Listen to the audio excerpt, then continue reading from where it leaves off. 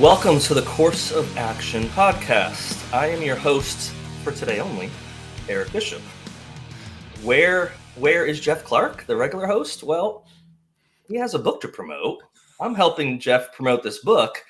And if he hosted his own podcast to promote his book, it might be a little pretentious. So Right. I'm going to help Jeff out with this one, and we're going to do a podcast together. How are you today, Jeff? I'm good, man. How are you? I'm great. Welcome to your own podcast. Hey, thanks for having me. Hey, you're going to still do most of the work, so this is great for me. Right. I just get to ask some questions for 45 minutes. This is wonderful. Yeah, you get to practice your hosting gig. So when you hopefully get the chance to, question some more authors like you did. What's that one guy that you did a while back that I watched? I can't remember his name. I don't know. Who else have I done? I did a podcast for a while, and then I once a month I do podcasts with Jason. So Yeah. I do stay a little bit in the mix. Yeah. We've got a couple more lined up. One for June, one for July. So we'll keep that up. We'll keep that going. So how does it feel to be on the go on this side? I guess on the other side of the camera here to be interviewed. It's cool. I'm a little nervous about how to answer some of these things. I normally ask the questions and stuff, so this will be interesting. Yeah, it's a little bit of a different experience, but I'm fortunate that I know what's behind the curtain. I know how hard you've worked to get to this spot. I know how much effort, persistence, blood, sweat, and tears you've put into hear these truths. So first of all, congratulations. Oh, thank you, sir. Appreciate it. No matter what occurs this point forward, you've done what very few people ever get to do. You've written a book. That's true. You've seen it to fruition, which some people do put the efforts in, and then it just sits in a drawer and nothing ever happens with it, maybe by their doing or life's doing. Mm-hmm.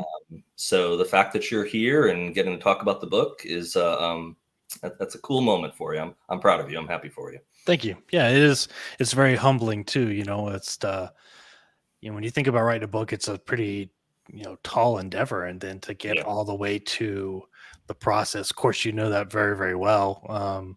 But, it's just one of those things that you kind of look back on and go, I can't believe this is happening. Like I was signing autograph on these little book plates that I made today, and I did 100 of them. And I was like, oh man, 100 of them took me a minute of just doing them. I was like, I can't imagine if I sold thousands of books and I had to autograph all of these. Like, it's a very humbling experience. Yeah, absolutely. So, well, it's another validation that all that hard work had a payoff at the end.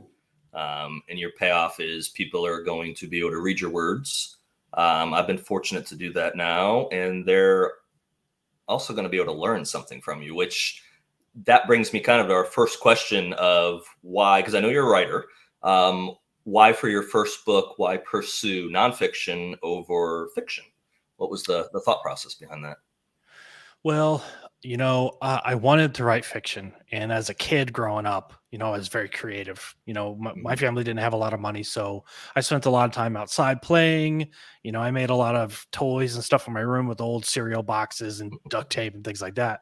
So, I kept myself really busy. I had a really big imagination. I always told myself when I get to a point in life where I'm done with school, the kids are stabilized, I want to do something creative again, whether it's, go back to making some music or getting into some kind of production podcast. I'm going to do something like that. Mm-hmm. And I read Mike Madden's drone book. And that's when I said, I should write a book. I should write like a fun thriller book and just let my imagination run with it, because I love spy movies. I love action and all that. Sure.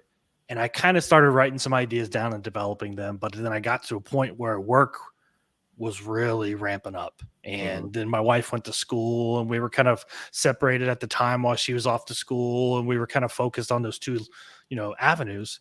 And I kind of had to table it. And then I got so busy with work that I won award after award after award and got recognized for my leadership and my, supervising and all that. And I just got to a point where it kind of culminated. And I said, I should really take some of these things that are in my head, and a lot of people that I worked with and that worked for me won a lot of awards. And it was just kind of one of those moments where I said, you know what, I'd be I wouldn't be doing myself some justice, and I'd be leaving a lot of people short if I didn't share some of this knowledge with people, even Mhm. if it's just for free, So Sure. I said I told myself before I could write something fun, I'm gonna write something necessary, and that's why I wrote the leadership book. I think that's a good quote right there. Before you write something fun, Right? write I something should necessary. write that down. You should That write that. that was Luckily, it's half recorded. right? It's That recorded. that was half of my problem writing the book was getting out everything out of my head Yeah. onto notes and onto words because I would talk all day long about stuff and I'd have Sure. no way of capturing it. And my wife would be like, "Hey, that was pretty good. You need to write it down." And I never did. So that was And you half the never battle. did. Yeah.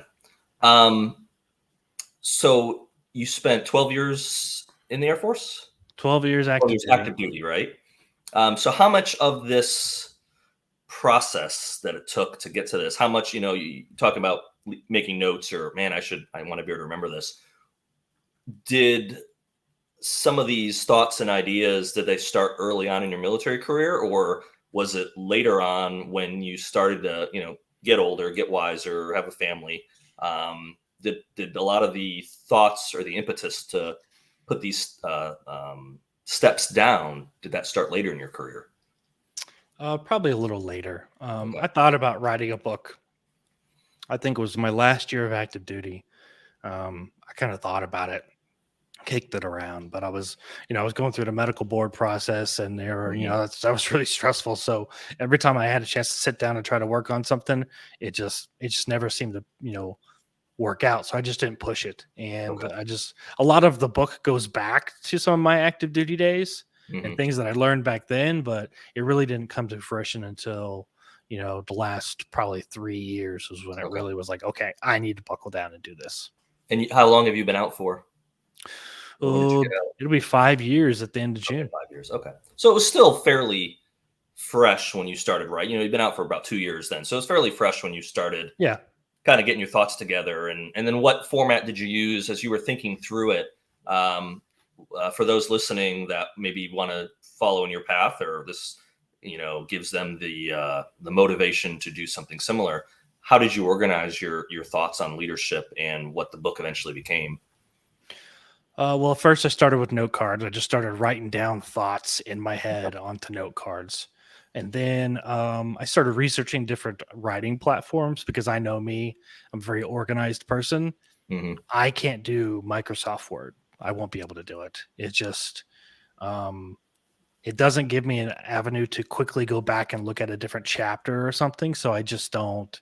Right. I don't like it that much. I've used it for academic papers and stuff like that, but I needed a software, like a no joke software where I could dump Sure. notes and ideas and everything like that in there. So I just started researching and I finally found a couple different platforms and tried them out. And I just picked the one that was, kind of worked best for me and helped me organize myself, taking my thoughts from scribbles to words. Exactly. That was the biggest thing for me is getting organized. Yeah. Well, and that's a good, tenet for leadership is being able to be organized. So Right? Could you imagine if I wasn't? I would question your leadership ability to write a book for sure. If you had no if it was just a wall of sticky notes and you're like, where do I start? How do I put these together? But Right? You wrote a book out of that? yeah, but it's a daunting task. So It is. for me, I use Word. So, but for what I'm doing with a story, um, it lends itself to work that way for me. I know other people that it doesn't. Some people write, Scrivener. They use a bunch of different softwares, and then they piece it all together at the end. Um, yeah, it just hasn't worked that way. Although the last book I finished, I realized I wrote a lot of the last 2/3 was or half was completely out of order. So there was no chapter numbers. It was chapter XX, Yeah. and I would literally say this with this person happens, and that would be the header. And then I wrote the story. So when I went back after, I'd be like, oh, this has to go here. This. So I wish I almost had used something different from Word. So I'm still editing, so I hope it's all in the right order. Right. We'll find That's out what here. But that's why I like Scrivener because you can build a chapter, then give it like a note title, right. and then I like it just because I can then go easily reference back to something, and if I don't like where it is, I could just drag and drop. Yeah. And that's what I did. That's really what I did with this That's really book. what you Once I did. had it loaded into Scrivener, I I said, "Oh, that doesn't need to go there, and that needs to go Mhm. here." And I was able to move things around. Of course, with a nonfiction, it's a little easier because you don't have to worry about a plot or anything. Sure. You're kind of making sure it goes in the sequence that you want to. Right. But it was a little easier to put it together, and with a scrambled brain like mine, trying to look at this and make sense of it. Well, you've got a family, you have a full-time job, you've got a lot of things on your plate, so you've got that allocated time, and that's my next question actually. So how I know for myself the process I followed, but I also know that most people's processes are very different or can be, generally different. So what was your process from, not from the initial idea to completion? Did you have a set goal of I want to spend an hour a day on this, or when I get time, or weekends? What was your process like to organize all your sticky notes and note cards and everything? Well, once I got everything kind of built into Scrivener, kind of how so I could look at it and envision it, Hmm. that's when I really started kind of working on it a little bit at a time. Okay. Um, my problem was, and what I had to eventually do was just put everything else to the side. And I if I ever meet Jack Carr one day, I'm going to blame him because when he wrote Savage Son, that jump started like kind of that creative process, Hmm. and I couldn't get, you know, fiction ideas out of my head. Right. So I went through months where I didn't even touch my book, and, Okay. because I couldn't get motivated. I couldn't get in Mhm. that frame of thought of leadership and nonfiction and stuff, and just kind of self help and reflecting on my career. I just couldn't get into it because I was just so motivated, um, by like Savage Son was just it was the book for me that really kind of made me go, oh, I should definitely try this, even if it Okay. fail, I should definitely try it. Hmm. And I just had to put everything away. I mean, I had a stack of books going up. I was still buying them, but I was like, I'm not reading them Yeah. until I get this done. And then when I finally sat down and did it, it took me probably about 6 months Okay. of getting it organized and putting it into a book format. And then that's when I said, this sounds boring. And I kind of went back to the drawing board and said that they got to take something away from this. And that's what I kind of came up with the algorithm that I have in the Okay. book. And that's when I said, okay, now I've got three parts to the book. Yeah. That's when I started moving things around a little bit and making sense of it. Yeah. So yeah, I've got the table of contents actually printed off right in front of me on this other side. So yeah, the way you broke it down for effort, process, and progress, um, eh, great flow, especially with the subpoints and everything. So um, I realize it took you some time to do it, but I think to start with, the first point, effort, was well done effort, because well, you can almost follow that logically in this statement. Your effort was spot on. Your process obviously worked, even though it took you time. That process worked to get you the third point, which is what you have, which is your progress. So Mm-hmm. your progress was from beginning to end. You know, take that initial idea of leadership and how do I formulate all these thoughts that have been running through my head probably for years Yep. into a cohesive book that's going to hopefully teach people something and motivate them, hopefully to make changes. I think that's, a lot of times, especially something on the nonfiction side. Yep. This is definitely I would definitely consider this a motivational book. Mm-hmm. Just trying to motivate people to, just even your chapters, when, under process, you've got to have the daily habits. You got to be deliberate. And then I love that you have something on coaching and mentoring, because I think so often, and this is something definitely I want to probably out of order here, but maybe we can deviate into this question of, I'm pretty sure I know your answer because it's almost understood, is leadership is something that is just lacking. It's speaking for the United States. I won't speak outside of, our wheelhouse here, but leadership is lacking, and it's not just lacking in one area of society. I mean, I think it's lacking across the board, from Yeah. the top, which I would say the top is actually the family unit, all the way down to, I'd say, down level is where you've got the government. Just because, and they should shouldn't be Yeah. Don't authority. give them too much credit. Yeah, well, you can't give them credit. I mean, if you look on the headlines every day, It's you just hard. want to. It gets harder and harder every day to give them credit for These are anything. these are the people we're electing to office. Mhm. Really, really. It's painful. It is painful, but the positive on that, and I think you're like me. Your glass is half full. The glass is not half empty. Is change starts within, Yep. and when it comes to leadership, once you understand the concepts behind that you've spelled out here in your book, leadership starts within as well. And if you take those truths, if you hear these truths and you learn, and you're able to then go out there and teach others, and you're able to display these leadership characteristics, that's how change occurs. Change doesn't occur by looking up to a political figure, a celebrity, whoever it might be, or an author. Change occurs when you yourself make your leadership, and really happens from one person going out to the others and affecting change. Change yourself, teach others, and hopefully those truths will resonate, and then they can replicate that same process. Yeah. So. Yeah, I think it's really, really important to, and it was one of the kind of the turning moments in my career, was realizing um, I was only going to be better for people if I worked on myself as well. Not necessarily first. I mean, some people would argue you need to work on yourself first before you can work on others. But I kind of took it as, maybe not first, but I definitely have to prioritize it. Yeah. I definitely have to work on myself. And I have to kind of walk the walk and talk the talk, because the easiest way to lose credit, and look at our world we live in right now, is, people who are quote unquote leaders stand up there and say one thing, then do another, and then nobody respects them. Well, it goes for leadership at every level, down to the, supervisor at the 7-Eleven. If he says one thing and does another, his workers are going to be like, I'm not going to do that. Exactly. So it's important to work on yourself while you're doing anything, because you can't turn around and tell people. Well, I mean, even me and you as fathers, we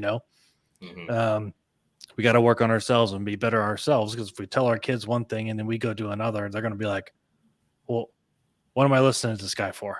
Right. It doesn't make sense. So it's just important to work on yourself. You have a lot of quotes interwoven within your pages. Some of them are anonymous. Many of them are attributed. So as I was going through the book, I about a dozen or so that I made notes on. And it kind of just relates to what we were just talking about here, is truth. What is truth? And so this quote, which I think is great, it's the first one I wrote down, it's early in the book, because they did go down in sequential order. But truth exists, falsehoods have to be invented.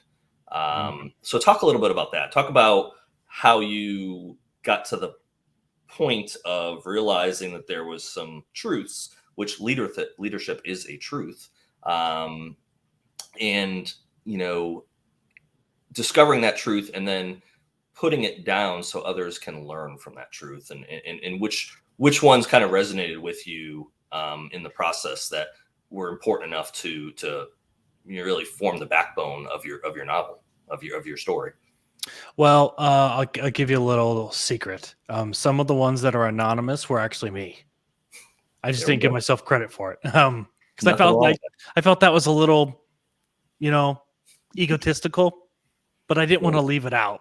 Sure. So I was like, I'll just put anonymous. And my publisher was like, who said that? And I was like, well, I did, but I don't want to put my name by it. And they're like, you should. And I was like, my name's already on the cover. Like, yeah, I can understand. I was like, how about I just put anonymous? And because I had a couple of other quotes that I found, and then I couldn't re-find again. So I couldn't give the proper person credit because I couldn't find it again. So I just put anonymous, and hopefully, it'll work out. But I did a lot of research on the quotes. I had a lot of research, or had a lot of quotes written down, and stuff that I wanted to talk about. So I tried to just strategically place them when I was trying to drive home a point of emphasis. Yeah.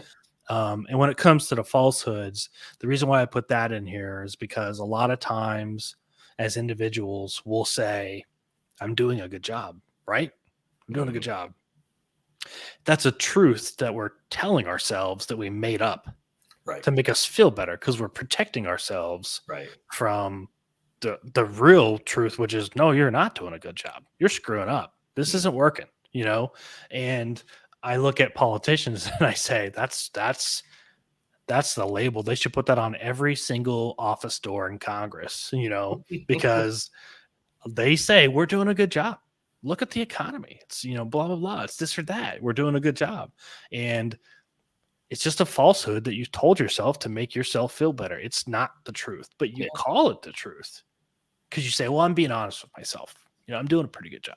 Mm-hmm. So that was important to me to put that in there, because that was kind of a key turning point in my career, was understanding.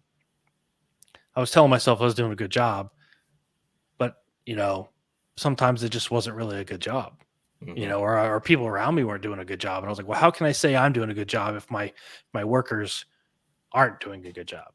I'm not really doing a good job. I'm doing a mediocre job, and I'm allowing them to be below average. Right? And I'm saying this is a good job. So that was really, really important to kind of put in there to kind of, get going from the get-go, is, hey, watch out for that, because we will lie to ourselves. Sure. Absolutely. Well, everyone wants affirmation. They want affirmation either from the outside or from themselves, that you are doing a good job or you are on the right path. And just circling back to what you had said earlier, how, you have to change yourself a lot of times. So, change starts within. You have to change yourself first. And again, I agree. A lot of times people think, well, I have to change and achieve this certain level before I can help anyone else, which I don't think is very true, only because we're going to continue to change our whole life. We're going to continue to learn our whole life. And, your book is a great way to teach leadership. It's not something you're going to learn, though, by reading a book, because there's no way you're going to make all those necessary changes. Oh, yeah, no. Immediately. And if you did, they probably wouldn't stick. So they're lessons you're going to learn. And a lot of times they're lessons, it's like with anything in life, fall down 6, get up 7. You're going to stumble and you're going to fall. And I think there's a quote in here about, I thought you had one here about, yes, here we go. One of the last ones I put down. Failure is not the opposite of success. It's part of success. And I think a lot of times people have this idea that, well, yourself, other people out there, well, if you've written a book, you've done all these successful things. Whoa, hold on. To get to a level of success normally takes quite a lot of failure. Sure. And I mean, I got told no on this book several times. Yeah. And I got flat out told no from a agent who said, I love the idea. I love the premise. I love the idea of it. I love your words. You don't have enough Twitter followers. And I was like, are you kidding me? He's like, you're not going to sell a nonfiction unless you have a huge following. I was like, well, I'm not going to have a huge following, if I don't have something for people to follow. Exactly. Like, social media is not it. So that was very humbling, but at the same time, that was a huge failure that really kind of opened my eyes to things and made me realize this is a different monster than I thought it was. Mm-hmm. Kind of also shows where the market is now, where they put so much emphasis on you not necessarily writing the best book, but you marketing the book that you've written more so than so quantity has overtaken quality a lot of times. Sure. Which is kind of a sad, it's sad, but it's probably also a good summarization of society now, where, mediocrity, I mean, not to hurt people's feelings, but how often do you hear about participation trophies now? Oh, yeah. You get a trophy if you participated. I mean, I played soccer when I was a kid. I believe we even had a few every now and then. Some of the leagues we were in did give out just participation trophies. It was exciting to get something as a kid, but when you looked at it and said you participated, it didn't mean anything. Versus one year, they actually had a tournament. I think I was in probably 6th grade, had a tournament in our soccer team in my county. We won, and we beat some pretty good teams, and we got first place ribbon. We got a little, gold ribbon on the, gold medal on the end of the ribbon. That's one still in my box. I still kept that one. That one meant something for a while, because I remember what it took to get there. And it wasn't that we just tried, it's that we succeeded. Yeah. And I think all too often in society now, uh, success and success isn't the end all be all, of course not. But those people that get to a successful level are then almost targeted. Well, Yeah. look at all the people that didn't make it. We need to give them attention. Well, sure, we don't want to ignore anyone because trying to achieve a goal is very important. But that person that put in all the effort and succeeded, they do get their due. And it's not, you can't give participation trophies out for everything in life. Yeah, I mean, and who's to say that the people that have had massive success and they're at the top of their game haven't reached back and done some assistance with people who needed help coming up as well. You just don't Absolutely. see it because a lot of people don't brag about it. I mean, I don't brag about some of the Right. things I've done for other people. I don't go on social media and say, "Hey, just edited this guy's couple of chapters and told him some plot points and some things Mhm. like that," or I coached this guy for 3 hours on leadership today. I just don't brag about it, you know. Yeah. And I'm sure the bigger authors and the bigger influencers of the world don't necessarily do that either. You know, they just Yeah. don't brag about it. Yeah, no, I've had some assistance from some people that I put on on the upper echelon there of publishing that have been helpful to me, encouraging to me, even not necessarily a lot of time, but just words of encouragement, advice. Early in the process, when I was trying to get an agent, I had a handful of ones recommend me to their agent. So even though it maybe didn't get anything, it got my name out there. And Yeah. just that small step to me meant a lot. Did they Yeah. have to do that? No, they didn't have to do that, but they Sure. chose to do it. Because I tend to think too, and I've said this in some of the interviews I've done and been on this last year with my book, is that at least for authors, I can't speak for musicians or artists, other creative folks out there, but just being that I've been writing as long as I have and interacting with authors as long as I have, most people that achieve any level of success in writing, it's rarely their first gig. Normally they had a corporate job, or they were a lawyer or a doctor or whatever it might be, or military for years, but they've had to achieve something, and writing was always something they had a passion for, maybe did all along, but they didn't actually normally become a successful writer until later in their life. Yeah. Past 40s is pretty common.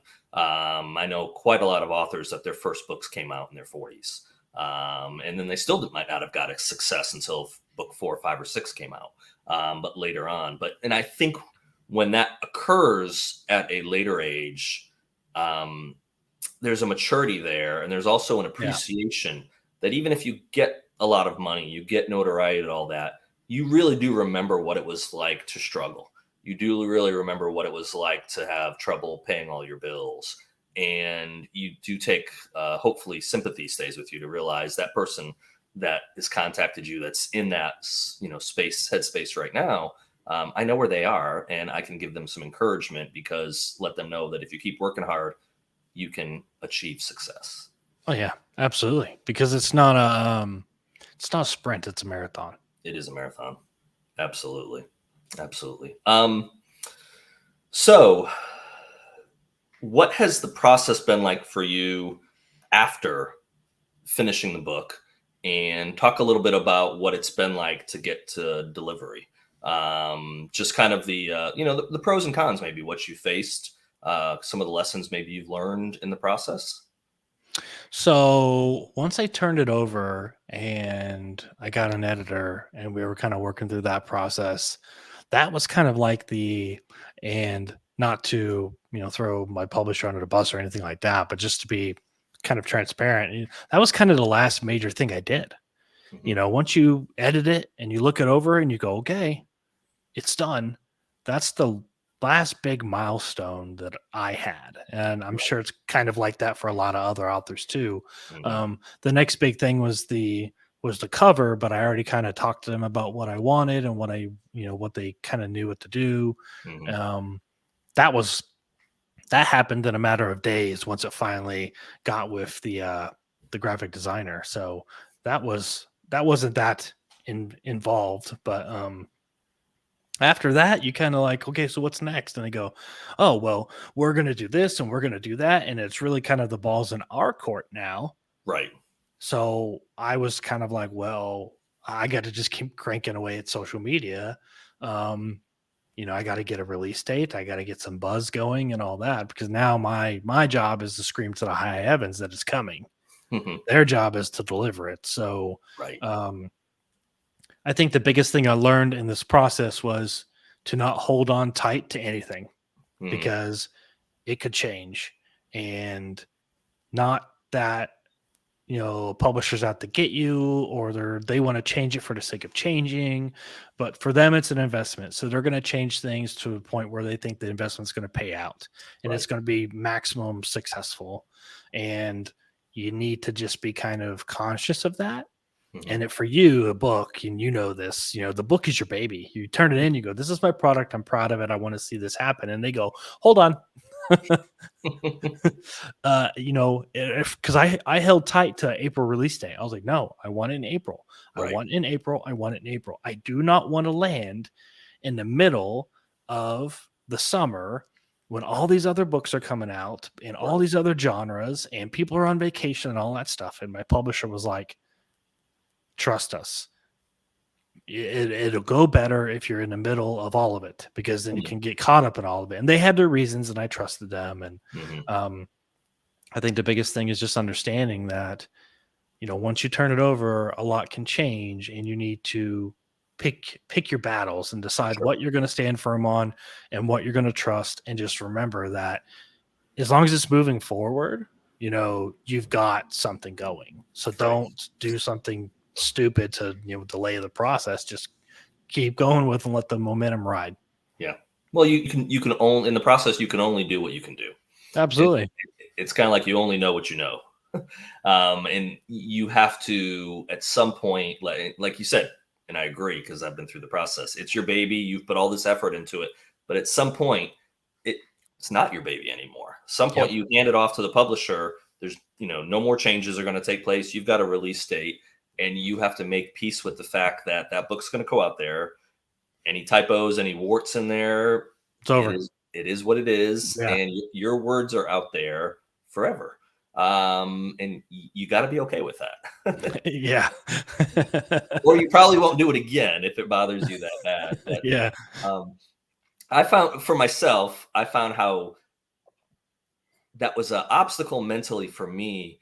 And then it was crazy how quickly my brain transitioned and then just didn't care anymore. It's just, you're on to the next one. And for myself, I've never opened the book since it came out. I mean, I've opened it, I guess, but I've never read it. I don't know that I will read it. I've used it a bunch of times, the digital version, to look for things as I was writing the next book. It's like, how did I spell this name? Or did I have this character here? So I've referenced back, but I've never actually read like more than a paragraph at a time of going back to the story. And I think mentally I just told myself, okay, this is it. It's done. It's out there, for better or worse. What's next? And I think that's something that you have to get to that place if you want to actually make a career out of this. So bringing this back though to leadership, because that's what your book is about. And again, it's actually a good segue, because it takes a leader to realize what works, what doesn't work, and be able to pivot and transition to whatever is coming next, and also to to instill whatever that is to those that are under them. So let's go back to part one of the book. Let's go back to effort. Talk about the empowerment and confidence that's one of the points that kind of stuck out to me as I was going through stuff. So can you without throwing you on the spot, but talk about how leadership can really empower and give those under them confidence in what they're doing, no matter what the role might be. Well, when you're in a position, people look at you as a leader, regardless of what position that might be. The littlest things you do can make or break people. And it might be the simplest thing, on a Monday morning, coming in and just saying, first 20 minutes of the day is saying, hey, Eric, how you doing, man? How did little Johnny's soccer game go? It just shows that you care. And that could change somebody's entire Monday, Another part of it is if you have an employee who's owns a program and their job is to do this program and they ask you questions about it, you just say, listen, this is your program. Own it. I trust you. Yeah. If I have an issue with it, I'll say something. Other than that, you're the expert. I trust you. Go do your job and do it well because I know you're going to. And it's just giving them that empowerment, which kind of gives them the confidence too to say, listen. And I kind of put that in there because I had an employee a long time ago constantly came to me and asked for questions. I'm like, I don't know. I do not know the answers to this stuff. You do because we hired you to do this specific job. This is your role. And it was like I had to get this person past that to understand that, listen, if I see something wrong, I'll stop you before you do the train wreck. Okay, I promise. But I just need you full speed down the track. I hired you to do this job because you're an expert in this job. I expect you to go do it. Now go do it. Go do it and own it. You're not going to hear anything from me until we have to start talking. But other than that, you don't have to ask me for permission to do your job. I expect you to go do it. Right. Well, I think that's a good leadership skill is not, and you definitely see it in my experience is corporate America, of course. I didn't serve in the military, but micromanagement. It's like that in the military. It gets micromanaged. And I'm sure you see both. I would assume you see both. You see leadership out there that micromanages, and you probably see leadership that's like, hey, as long as you do your job and the crap doesn't roll downhill and hit me, yes, I don't care. I've seen both. I have seen both. Is there a leaning more towards one or the other, or just it's kind of a hit or miss on what you're gonna find? I would say, in my experience, I'm speaking just from my experience. Right. I've seen more of the extreme on the micromanaged side than I have on the so careless side.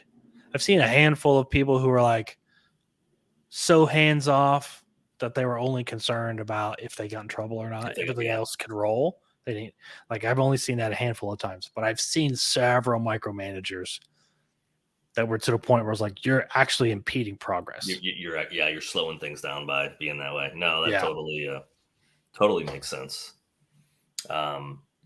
So that brings us to one of the quotes out there that I think in some ways relates to micromanagement and just, letting people do their job and this was another one. This is more towards the middle of the book probably, but the loudest voice in the room is seldom the wisest. So talk with us about what it takes for leadership to take that step back and, again, I think a lot of times being the vocal one or telling everyone what to do and then writing them gets more negative effects out of it than anything positive. Well, when you're constantly writing people, they're constantly looking over their shoulder for you. Right. So then their eyes aren't front paying attention and focusing on the task at hand. So when you're a leader and you say, okay, all eyes on me, I expect you guys to do your job. You guys are smart people to do your job. I want you to do it like this. I have full confidence. Mm-hmm. Now go forth. I'll go forth. And then you point them back in their direction and say, now go do it. And I made it sound super simple, but I've had some great commanders who did just that and said, I'm not writing you about anything. You guys know the expectation. You know the standards. You know what I want. You're the experts. Now go do it.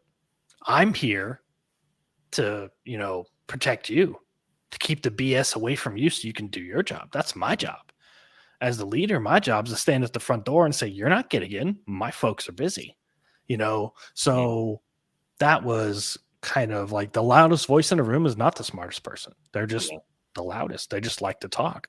Most of the times they like to talk to hear themselves talk or whatever it may be. But the one who sits in the corner and says, A, B, C, now go.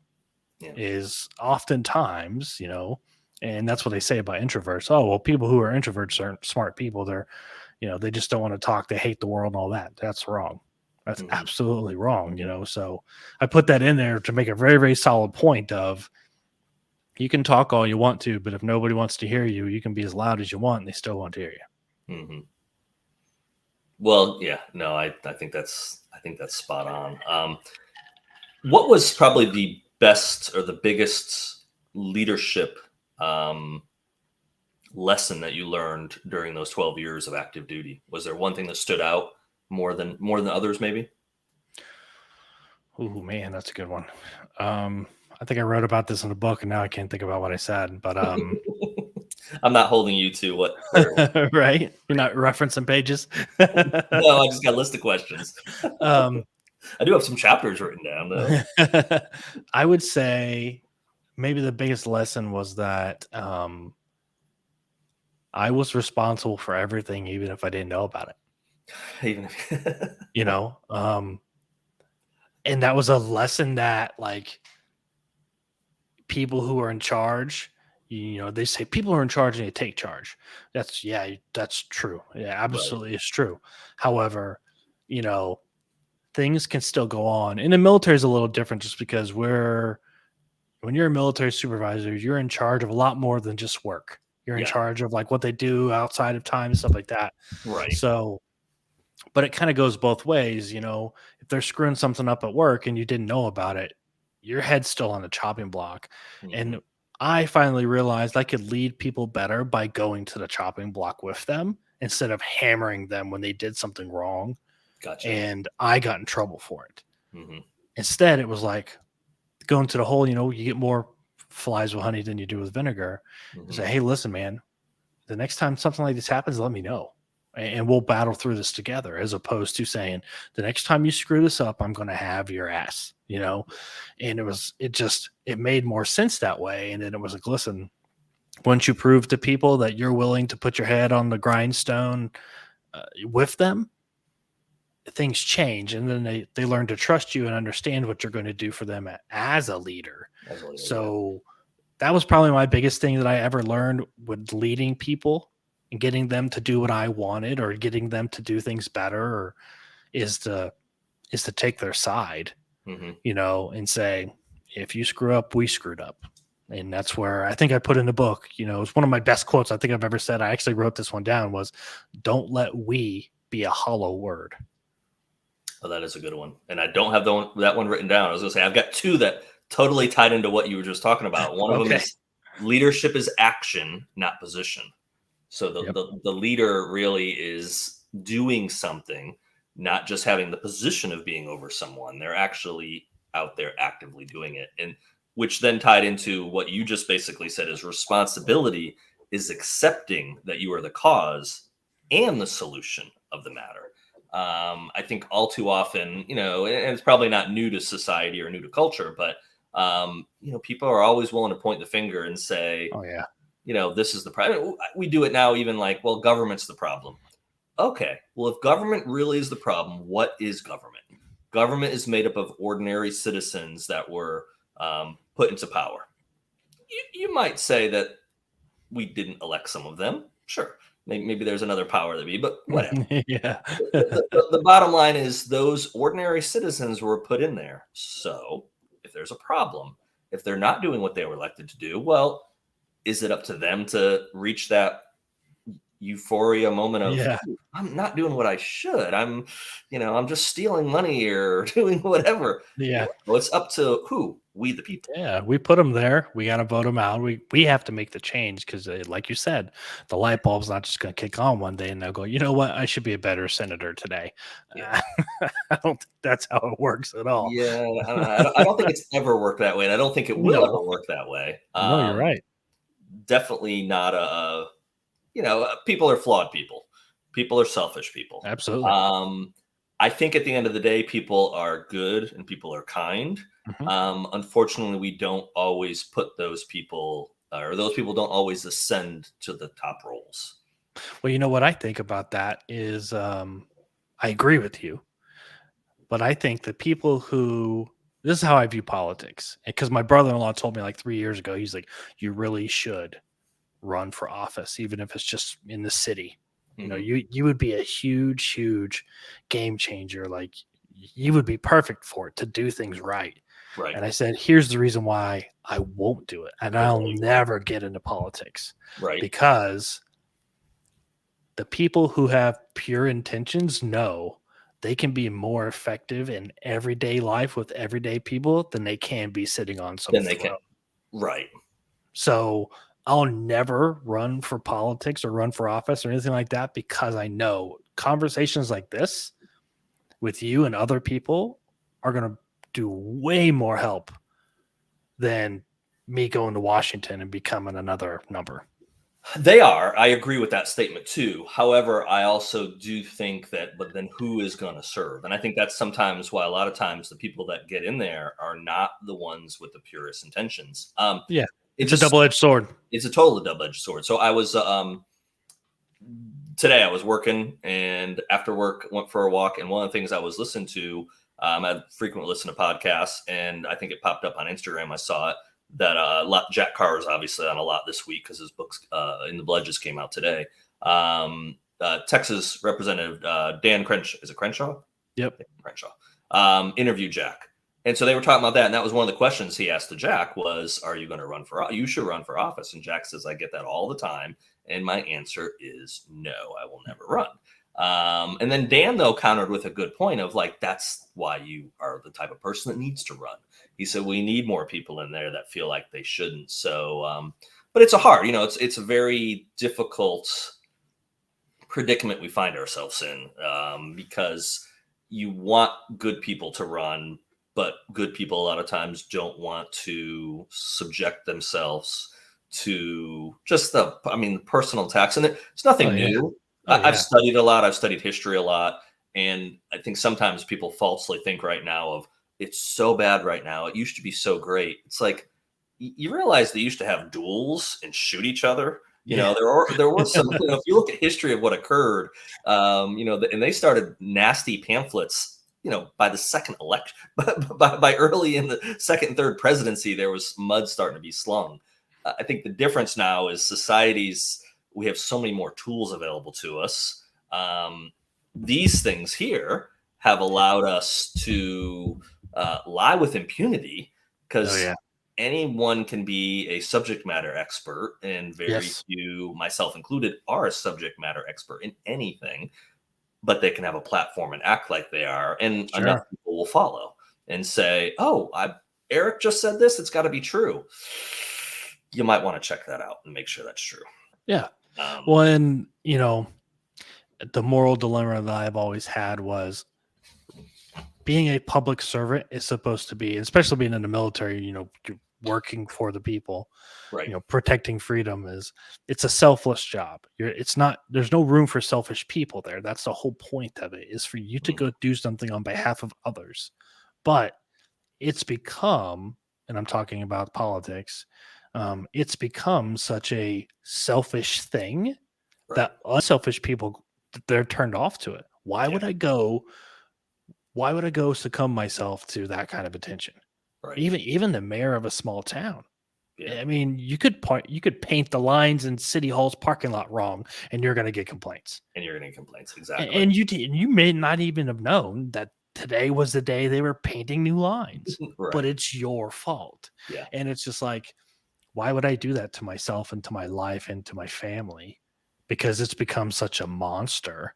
Mm-hmm. And to your point, it's been like that. But, with social media now, Joe Biden barely gets off the podium and he's already on social media and they're poking fun at him. Yeah. Exactly. So it happens that fast. So it's one of those, and that's a part of being a leader too. I mean, I've had people say things behind my back. I know I have, and you got to have a little bit of thick skin, but it gets to a point sometimes where you're like, this is unnecessary. Right. It really is unnecessary. If you don't like it, just keep your mouth shut, and like on book reviews, I mean, I see people write book reviews all the time. Like, I give it 1 star because the corner was bent. Like, what? If you have nothing good to say, keep your mouth shut.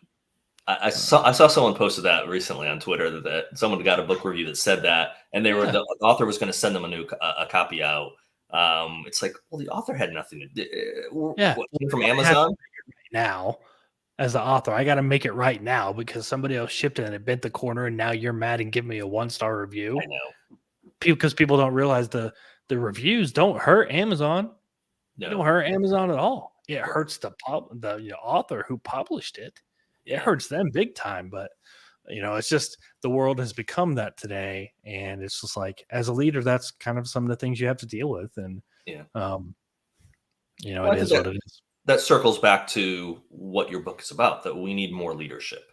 And the Yeah, leadership is not, and again, I think people falsely think, well, leadership means you have someone up here that tells everyone what to do and we follow that leader. Everyone can be a leader. yeah, Everyone not only can be, everyone has to be a leader. Now, your leadership might not have anyone under it, like in a corporation or whatever, or in a yeah. company or military, whatever, but you can still be a leader. And if everyone followed principles that are in here, these truths, they'll be an effective leader. Hmm. And more people doing that, that's what helps society. That's what helps change. And that's where I want to be optimistic and say we can go that direction, but it's a direction we've not been going for years. And Yeah, it's a tough one. somehow it needs to change. I Um, I think it got exposed a little bit, and not to keep talking politics, but when Donald Trump became president, he became president because he could, not because he had to. You mhm, know, for a lot of politicians, the presidency is that last feather in the cap. right. But for him, he was like, I'm already rich. I already got money. I don't need to do this. I want to do this. And it kind of exposed the political platform and the system, Mhm. and how even his own party kind of fought it a little bit. And it was like, listen, I'm doing this because things need to change. We need to drain the swamp, is what he said. He said all those catchphrases and all that. But, there was a lot of truth to what he had to say. And, as a leader, sometimes you have to just take the gunshots. Yeah. You just have to. And it sucks. But at the same time, are you doing it for the greater good, for the right reasons? And I'm not, by no means am I saying that Donald Trump is a saint or anything like that. So don't want anybody listening to get that confused or anything. But I'm using it as a matter of fact, Sure. because after his 4 years, we went right back to the same old political games. You know, so what is the intention of those people in those positions? And Yeah. to your point, you can be a leader at any level, because you can Yeah. have discussions like this with a whole group of people who make way more impact than Joe Biden's press conference he had this morning. Sure. I completely. Well, and I think too is we'll get off the subject of politics after this. Or I'll at least stop saying anything about politics after this. Is that it's become an occupation. Oh So I yeah. do think years ago it was a service to the people. Did Hmm. people manipulate it? Did people do it for their own good? Absolutely. But I think now it's become an occupation. And so, Yeah, it's a I don't know. retirement plan. Yeah, it is, and I don't know that we'll ever see term limits in my lifetime, Oh but I no, think that would solve a lot of the problem. If you know you sure can would. only be in Congress for 2 terms, 4 years, boy, you don't have a gravy train for the next 34 years of your life. If you can be a senator for 1 term, 6 years, we've got it for the presidency. And I don't know how and why we don't have it for the other. I know how we could and why we don't Yeah. currently have it, but I think when it's not a job, when it is something you're going in there to try to help, I think the mindset completely changes. Yep. When it becomes I'm going to get, like you said, the gravy train. When you can get in there and you're going to get health care and you're going to get a pension and you're going to make more money out of office than you ever made probably before you went in office. That just, you're in for the wrong intentions, though. I mean, years ago, that the founding fathers had jobs. Many of them had jobs, had farms. Totally different society back then. But going to Washington was not their primary occupation. That congressmen and senators went in, they met for small, short sessions, they voted on stuff, and then went back to work. And Yeah. plenty of them were well-to-do, aristocratic for the time. I understand that concept, but that wasn't their full time. They didn't live in DC for their all year long. Which Right. now, circling back even to what we were saying before about how difficult and why people don't want to serve, because your full time job, basically you're in DC and you're bouncing back home to your home district, and then you're going out and campaigning, and then you're helping other people campaign. So Hmm. it's not conducive to having a family. It's not conducive to any stable kind of structured life. It's I'd say it's very chaotic existence. Oh Um, yeah, I can imagine doing it, full time. Like, I know, like here in Oklahoma, there's some very small towns, and those mayors are they're just the elected individual. They don't even get paid. They don't get paid. Exactly. They're just doing it because somebody has to hold the position. And Right. bigger cities, obviously, it's become an occupation. It's become a stepping stone. Mayor, governor, blah blah blah, and then you move up. But yeah, Constitutional amendment: pay these jokers $1 a year for that's what I'm every saying. elected office. I bet you will see some turnover. Oh yeah, Don't need term limits anymore. Just agree to pay them only $1. Yeah, or you can't invest in anything that you maybe have a say in at all. I don't know how that's None. possible. I don't either. I can't do it. As an employee of the government, there's certain things that I cannot invest in. I believe it. Yeah. I had to sign papers that said it. I have to file it's a declaration of investments every year because I work around contracts to make sure that I'm not investing into any of the contracted companies or their subcontractors and things like that. I have to declare that every year. Yeah. I can't. If I get caught, I could lose my job. But these guys are getting rich. I'm a financial analyst for a large corporation, and so because of the numbers I have access to, even though I don't see them for a company, the access level I have, I'm considered an officer. So I do obviously buy company stock, and I have blackout windows every quarter where I go anywhere from 3 to 6 to 7 weeks where I can't sell anything. So I can be having stock come out of my paycheck and purchasing stock. It just sits in the account. I can't sell it because it's considered blackout period and because I have insider information. Oh, okay. So I have to wait to the end of that, which what I found, I think this is a big conspiracy we need to research. I found that typically when I get my stock in my account, within a couple of weeks, the market keeps rising up and then it drops down right before selling period. Hey, it sounds far-fetched, but it probably isn't. Someone's screwing me over, Jeff. I don't know who it is. Well, hey, let's wrap this up with a question that hopefully I think you're prepared for. But talk about the leadership algorithm that you wrote about in this book. So I think that's something that people can really learn from. So I'll tell you real quick how I came up with it, because I wrote the book and I was reading through the book and I was like, this is boring. This is just some guy thumping his chest and saying, hey, if I did it, you can too. I was like, nobody's going to take away anything from this. And I just sat around for, I think it was probably days. Right. And I didn't have the subtitle to the book. I just had Here Are These Truths. That's it. That's all I had. I couldn't think of a subtitle. My publisher was like, you have to have a subtitle. It sounds kind of stupid if you don't. I was like, okay. I had all these different ideas written down. And then I had algorithm written down for some reason. I was like, what the heck did I write that down for? And I looked it up to see what the heck is the algorithm? Why did they write it down? And then I saw that it was an input into a process and it gets an output. And I thought, holy crap, that is so smart. And that's when it just kind of clicked to me. Your subconscious was at work the whole time. You just didn't realize it.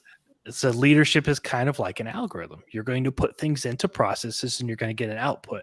That output might not be ideal, but you still have to deal with it. Exactly. So that's when I just mold that around, and I finally found, you put in all these efforts and there's all these different processes, and then you get progress, and it doesn't stop at progress.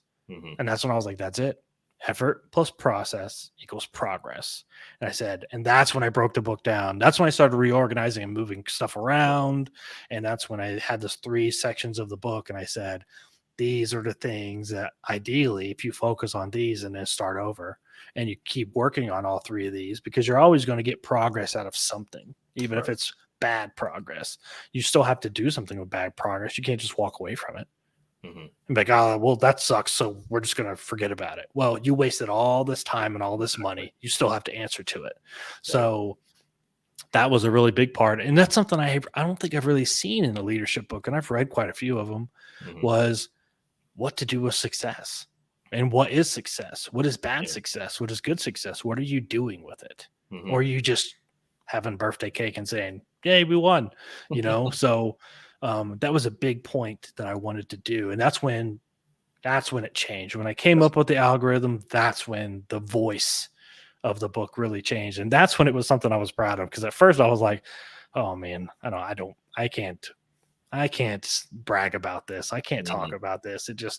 It sounded more like my life story and my do's and my don'ts than it did anything else. It took on a life then. Absolutely. Well, I could see how it took on a life just of how you put it together. So, and I don't have, I've got this version right here. So Yeah, I yeah. have the electronic version. You have the first e-copy that First, anybody yeah, has. that is an honor. That is an honor to have the first copy. So, I I, didn't even have it. I found it on a folder and I said, "Oh, well, I can send this to people." well, I didn't even have a Kindle until when did I buy this thing? October. Yeah, I I got one actually, for Christmas. what's that? I got one for Christmas and I've been using it a little bit on some books and it's okay. So I will say, from a purely selfish standpoint, the only reason I bought one, first of all, I was tired of getting books sent to people. People send me a book, and I read it on my phone, which was horrific. But when my book came out for pre-order, I think pre-order started in July of 2021, last July. The publisher sent me the link and said, "Okay, pre-orders are up." I clicked the link as soon as I got the email, and I bought the first copy. Well, I Yeah. realized I don't want to open this thing on my phone. I'm gonna have to buy an e-reader so I can have a copy of my own book. I never even opened it. Well, I think I loaded it on my Kindle. I never read it. But then I'm like, well, I can actually use this now when people send me books. I can. It's much better to read it like this versus this thing. So Yeah, that's tough. it serves a much better purpose. But well, I hope everyone goes out. We'll have a printed off copy here very soon after we have this interview filmed. But hope everyone goes out and get a copies of this book. Leadership is something severely lacking, and Jeff Clark has put together a very concise and well laid out leadership book that you need a copy of, and others that you know need a copy of. So get Yes, this buy book. buy them in twos. Buy them in pairs. Yeah, Buy one for yourself and give one away. absolutely. There's nothing wrong with promoting it that way either. So, well, Well, Jeff, brother, thank you so much for doing this.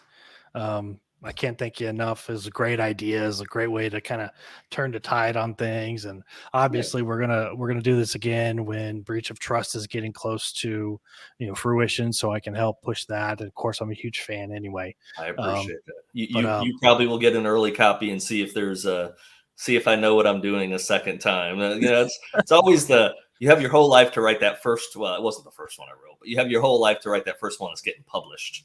yeah, and How then you got to much do it again. time for the next one? And then Yeah. you're like, do I really know what I'm doing here? And Hmm. I think yes, but at some I'm sure. point it'll be the same thing you're facing with your book. Is it's out there and it's out there. It's out of your control. It's not your baby anymore. It's for other people to enjoy or not enjoy, and that's fine. That's Yep. okay. So, tell us real quick before we leave. I know you're a writer, so nonfiction is not the only thing that we can see coming from you. So, what's on the horizons, possibly down the road for fictional releases, or what you'd like to do fiction-wise? So I have I kind of went through a phase where I wrote a couple of short stories, like 20,000 words, just to get some ideas out of my head. Mhm. And I've kind of settled on like one character. It's a female lead Okay. by the name of Abigail Stevens. It's really hit home with me. Kind of like Haley Chill a little bit, Mhm. not to take anything away from Chris, but he really kind of you know, inspired me a little bit too. Sure. And I wanted to do something a little different than the typical male, protagonist type of thing. So Mhm. I've been working on some stuff of that, and I've been learning a lot, reading books from you and a lot of other people, and just studying. I think that's the big thing Yeah. is studying and finding out my voice and ideas and flow and all that stuff, because you're Mhm. going from one genre to the other, the voice changes and all that stuff. And Absolutely. um, so I'm working on that. I'm going to start, you know, sending, stuff like that out to like guys like you and getting some thoughts and just, kind of working at it and, see where it goes. Hopefully I'll be able to publish something like that in the next year or so, Mhm. with whoever it may be. You never know what happens, but, Never yeah, know. that's what I want to do. I want to write some stuff like that. And I think I maybe want to do that more for me than anything else. Whereas opposed to Sure. this book, I felt like I had an obligation to share some Right. information. Um, what I want to do would be to publish some of those and just have some fun with it. Yeah, and there's nothing wrong with having fun with it. And so I'll bring this one back up again because this is the important truth to leave us on. Here are these truths, and the truth is the only way you get from point A to starting something to the completion, which is right here, is you don't quit. You never quit. Very true. With that, we're quitting. Yeah.